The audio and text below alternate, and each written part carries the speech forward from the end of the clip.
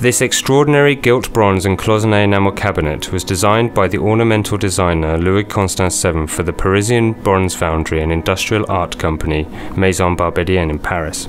Cloisonné is a difficult technique whereby craftsmen arrange wires on a flat surface to create compartments, or cloisons, that are then filled with vitreous enamel and fired. The Moorish-inspired design epitomizes the prevailing 19th century fascination with exoticism.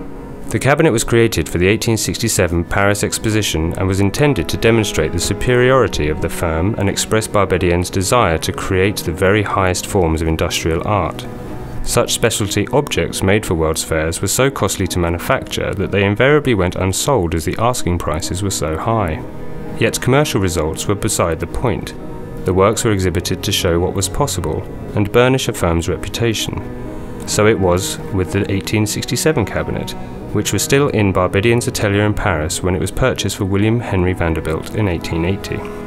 Vanderbilt had just built his enormous mansion at 640 Fifth Avenue in Manhattan, and the famed New York firm of Herter Brothers was in the process of creating its lavish Gilded Age interior that included all manner of revival styles: Renaissance, Moorish, Chinese, Japanese and Pompeian. Vanderbilt took especial interest in the undertaking, visiting almost daily and supervising the work in the Herter Brothers shops. The cabinet was displayed in the drawing room, with carved ivory figures displayed inside, and was described by the art critic Earl Shinn as a tour de force and a curiosity.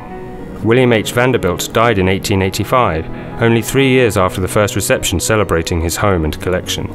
The mansion itself was demolished in 1945, and much of its contents, including this cabinet, were auctioned in 1945 at Barbedienne in New York.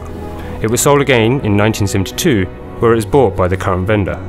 In the catalogue of the interior, written by Earl Shinn and published in 1883 to 1884, Shinn comments on the cabinet, "Barbedienne's stupendous traceries in enamel look more like champlevé than cloisonné, on a very close inspection, rather as if the spaces between the colours had been dug out, leaving the delicate divisions standing like a honeycomb of gold.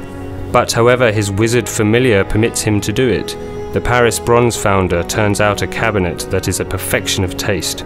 This singular casket is one of the greatest triumphs of headstrong and unnecessary ingenuity which French cleverness has effected."